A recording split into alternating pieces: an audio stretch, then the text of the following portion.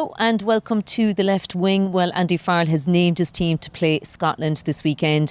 Iain Henderson and Dan Sheehan are the two changes in the team from the one that started against South Africa a few weeks ago. Lads, we're out of the team hotel here on the outskirts of Paris. It's a nice setup, nice, calm and serene surroundings. I thought I was... I drove, I took it basically Google Maps to come here. It's called the Domaine de Vanu, and it's a golf course in the middle of absolutely nowhere. And I ended up on a farm road, driving up like a grass road, and I had 4 or 5 people in the back of the car, in the car. I was like, this is not where Ireland are staying this weekend. It was like outbuildings and stuff. But yeah, it's a place called L'Isle Adam. It's miles away from anywhere really. Like, it's not Paris at all. It's very serene.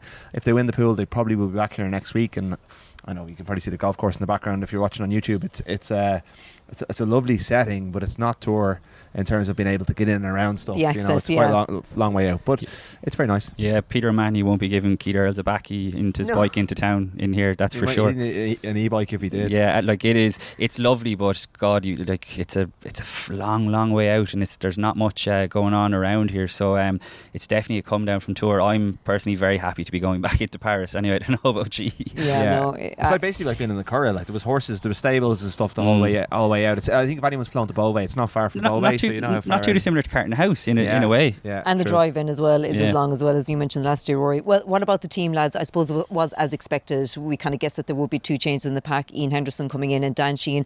But first of all, let's just talk about Robbie Henshaw as well. It doesn't sound good. Andy Farrell confirmed that he has that hamstring injury. So here's what Andy Farrell had to say in it today. He pulled up with a hamstring, unfortunately for him, at the end of the session on Tuesday, and the diagnosis with hamstrings, they want to see how things settle down, and probably takes about 5 days for that type of thing to happen, but it looks like it could be a minimum of a couple of weeks at this stage. Is he going to stay with this? Well, obviously we'll assess that as we go. Certainly he'll be around and rehabbing, and we'll see how the weekend goes with other injuries, etc., and assess how Robbie's going along the way also. Didn't sound great. No, he's gone. That's it. Andy Farrell wouldn't have said what he said. We have maybe had examples. Even Dan Sheehan with that foot injury, he even said himself he was expecting 8 weeks. He was back in 5, but with hamstring you can't rush it back, and his history of hamstrings is a big worry. So now the big question is, who do they call up as his replacement? As unseemly as that might be to move it on already, do they go with Cian and bring out a 4th loosehead prop, or do they look at their resources? We know that Jacob Stockdale's injured. We know that Andrew Conway's injured. Jamie Osborne was in the squad in the warm-ups. He's never played for Ireland. It will be a big step up for him to go out to a World Cup. There's not really any more options from the squad, the wider squad itself, although there were people outside that on standby, but I'm struggling to think of who they might go for in the backs, and maybe it doesn't necessarily have to be a back. That's the thing, because they do have decent cover. Obviously Jimmy O'Brien can play centre as well. Cian Healy for me is the obvious one. My understanding is that Cian Healy I don't think is going to be part of the Leinster squad, who are playing in France on Saturday in a friendly against Cast.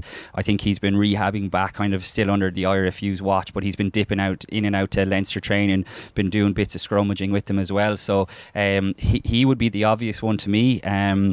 If you're looking at a potential quarter-final, and if Cian Healy, we're kind of writing Robbie Henshaw off, and you almost feel bad because it hasn't happened yet. He could have because you saw him earlier. Yeah, he was walking into the hotel, he had a smile on his face. I mean, he looked pretty happy, but we'll wait and see. But Cian Healy, if you were to have a guy like Cian Healy back for a potential World Cup quarter-final back on the bench, that would be a massive blow. He's a hugely popular member of the squad, as is Robbie Henshaw, obviously, but it's a lot of experience to be able to bring back in. So, look, we'll have to wait and see. I'm kind of a bit reluctant to be writing Henshaw off when they haven't done so officially. They're going to see what happens after, but the writing does appear to be on the wall. They're obviously watching as well until the Scotland game if they've a suspension, or if they've it's clever to wait the weekend. They don't need a 33rd player. I thought it's been interesting how upfront they've been about the Henshaw news. Paul O'Connell volunteered it yesterday, and Farrell was fairly open about it today. It was, but it's devastating for the player himself, who's been injured at all 3 of his World Cups now at different stages. And never really got going at this tournament. I thought he was very good against South Africa, but I think he had more to give. A little bit like, Iain Henderson getting himself into the team through his own form with his performances off the bench. I don't think Henshaw was going to force Aki out of the team, but he would have had a big role to play at this tournament. And now it's a big opportunity for Stuart McCloskey to come into the off the bench. Yeah, it is just a final one on Henshaw. I sat down with him just before the World Cup, a couple of months before the World Cup, and we were talking about kind of his injury record and, you know, that like how unlucky he is. And like he made a kind of an interesting point. We had a chat about it that because he broke through so early and played like so much senior rugby from an early age in an attritional position, it feels like his body is a little bit catching up with him now, and it's so unfortunate because you can imagine if Robbie Henshaw didn't have the setbacks that he'd have the levels that he's been at, because we've seen how much of an incredible player he is. But yeah, the door opens for Stuart McCloskey. We were chatting about this in earlier pods during the week. Yeah, we didn't know whether Keith Earls would come in or... I'm not surprised, to be honest, that he's gone for Stuart McCloskey. I could see value in Jimmy O'Brien, Keith Earls and Stuart McCloskey, but as I've mentioned several times, Andy Farrell does like a big centre on his bench, and Jack Crowley is also on the bench, who gives you backline cover, because obviously McCloskey is a specialist 12. We're only allowed to ask one question at these press conferences because they're very controlled and rushed, but I will at some stage ask Andy Farrell why it is he goes for a centre in that position. Today I asked about why he went for Iain Henderson over James Ryan, so I hope people forgive us, but it is it's very high pressure out there. We're usually back at Carton House, back in the good old days of Six Nations, we get a bit of a run at these things, but it's very strict. Yeah, but James Ryan is on that bench as well, obviously, and call. Jack Conan, like Andy Farrell says James Ryan was training the house down there. He took Johnny Sexton's head off a few times. So, but interestingly, he said that happened on Wednesday when James Ryan would have known that he was on the bench. So I was kind of thinking, he's trying to take Johnny Sexton's head off because he's really annoyed that he's on the bench. He was really annoyed that he's on the bench. But it's a big call, it is. But look, Henderson played really well and is an established international of massive experience with World Cup experience under his belt as well. And apparently a man for the permutations as well. They were saying. He sounds like the brain box of the group. He is. He's a smart fella.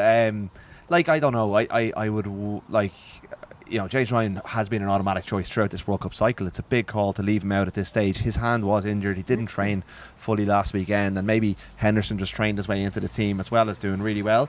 But there has been a struggling line-out. Has James Ryan and Ronan Kelleher paid the price for that? It's hard, they're never going to say we've dropped James Ryan, and obviously he's on the bench and will play a role. But it's a big call. But you not think Sheehan was always going to start this game anyway? Of course he was, and I think the fact that Henderson and Sheehan came on together against South Africa and the line-out was much better, possibly played into Andy Farrell's thinking as well.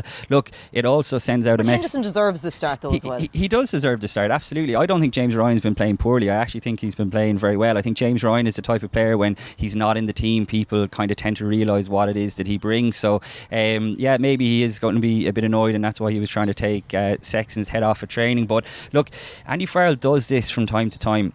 We see how personable he is when he's up on top of the top table, and the players obviously speak so highly of him, but every now and then he gives a little rocket, and this is a pretty big rocket to drop your main line-out caller, one of your key leadership figures, to the bench for what is essentially a knockout game. So that keeps everyone else on their own toes and on their toes as well. And like, you're bringing in a guy like Iain Henderson, who was, I thought, outstanding in that South Africa game, so it doesn't necessarily weaken the team. And you'd imagine when James Ryan comes on 50-55 minutes, he's going to be playing like a man with a point to prove. Another guy that was spoken of very highly today was Peter O'Mahony. Of course, will win his 100th cap for Ireland, becomes the 10th Irish player to win his 100th cap.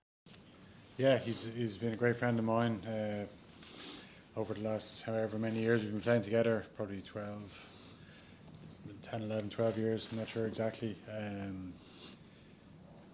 Like if I said, a consistent form, big game player, I would say. Obviously leader in the group, very different to some of the other leaders, but he's got his, he knows the dressing room, he knows he's such a huge part of it. I don't think you guys get to see the real Peter O'Mahony. He gives very little away when he sits up here, one word answers, but he's the life and soul of the dressing room behind closed doors, and it's a privilege to play with him all the time, and we'll be playing for him as much as we are for ourselves on Saturday. The Haggard Badger, I think he's been coined. No, Pete's obviously, he's where'd they come from? I'm not 100% sure. It's been Dave Kilcoyne. Pete's a massive leader for our group. He's not only like in terms of rugby, but in terms of what we stand for as players, and the social side of things that we stand for, the how well knitted together we are. He's a massive part of that. Obviously, I'm sure a lot of the cliches will come out and all, but he probably rings true to most of them. Deserving every minute of the jersey he's played in, and to this day still nailing that down, and I don't think, well, you can see in Faz's selections and how highly Faz speaks of him. I think that all rings true to the type of person that he is, and long may that continue. Yeah, no, I love playing with PD. On the pitch and off it, he's just a great teammate, and I've thoroughly enjoyed the last few years getting to know him as a bloke, and no one who deserves it more, so looking forward to the weekend. They all spoke very well of him, didn't they? The Haggard Badger. Even though I had to ask you, what did he say? What he just did that walked mean? by. I'm sure I know he was up for embargo media, so maybe that's going to come out in tomorrow's papers. I don't know, but I should have asked him what's behind it. I think Ian Henderson said it was Dave Kilcoyne, or was it Jemison Gibson Park said that, who came up with it, who does seem to be the kind of the man who comes up with these things.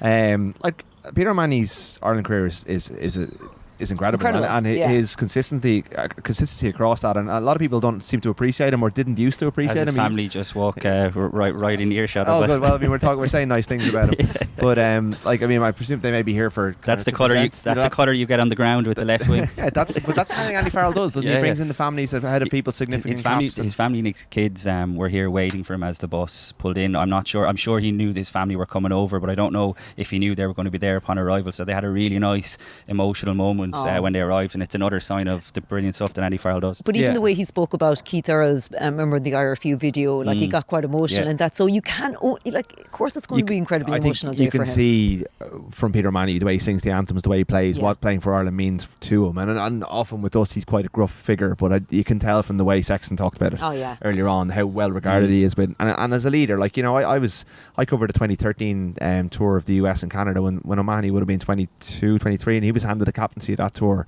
as a very young player in that squad. Actually, was Henshaw made his debut as a 19-year-old on that tour as well, and even then he carried weight, he carried a bit of presence. You could tell when he walked into a room, he commanded that room, and while he might not say much sometimes with the media, his words always carry weight and are very considered. So I think the second life of Peter O'Mahony in his rugby career has been the most impressive of all, because when he got left out as the captain of the Lions in 2017, that was a major moment in his career, and he's fought his way back to, if they were touring this summer, he would go and he will be probably close to the Test team. He is a world-class international. I think he's a better player now than he was then. He's won his medal with Munster. He's going to, he's back at the World Cup. He was the one player 4 years ago who took the fight to New Zealand in that game. He never gave up. Just like Jamie Heaslip against Argentina 4 years before that, they stood up in those games, and he's a guy who deserves a proper World Cup, along with Sexton and a few other ones as well. Are you NC yet? I know you need to go, Cian. No. I've spent a week chatting to people who know Peter O'Mahony better than anyone else. No spoilers. I'm going to have a big piece in Saturday's paper and on independent.ie just about like what he's actually like behind the scenes, because Rudd is right. I mean, the Peter O'Mahony we see on the top table is not the Peter O'Mahony. Every now and then you kind of get to see little glimpses of it. He's supposed to be great crack. He's the life and soul of the party. So yeah, I've spent a week, as I said, chatting to people who gave really good insights, particularly like in his low points as well during Munster, which I'm not sure people will even be aware of, how low that things got at different stages. So that's to come on Saturday from me. And he's a good bodyguard as well. When somebody in the top table, like we saw a few weeks ago. The Scotland team, lads, did you get a chance to? I know it kind of broke there while broke during the press conference. Darcy Graham's in, no Ben Healy as kind of expected. Did they go 6-2 or 4-6-2? Yeah, they went 6-2. I think they'll be a bit. I think a lot of people were expecting Kyle Steyn to be on the wing, even though Darcy Graham has been in great form, but just for maybe the aerial game, the positional sense. But it's interesting. Ali Price is back in ahead of Ben White. No Hamish Watson, which a lot of people were saying Hamish Watson could start, but they've gone for a 6-2 split on the bench, and Hamish Watson still isn't there. Now, obviously, I don't know at this stage if there was an injury or whatever, but that seems like a bit of a surprise. He was excellent last week as well, so I think Ireland will be pretty happy that Hamish Watson isn't in the 23 either. I think we know the size of the challenge that Scotland will bring. I think we know that Ireland, if they get things right, will win the game, but there's still a lot of danger there. I know we'll preview it again tomorrow as we look ahead to the kind of key battles and stuff like that, but it's a good team. Like, Scotland are a good team. They're world number 5 for a reason, but at the same time, they're not a team Ireland will fear. Yeah, you've got to chase a lift, Cian. I have to go get a lift back into Paris to make the absolute trek, but I'm very glad I am making a trek back in and not staying. As nice it is out here, I'm happy to go back into the bright lights of Paris. Okay, well, we will let you off, and we will be back again tomorrow after the captain's press conferences and all that kind of stuff to bring you our last Left Wing podcast of the week. Talk to you then.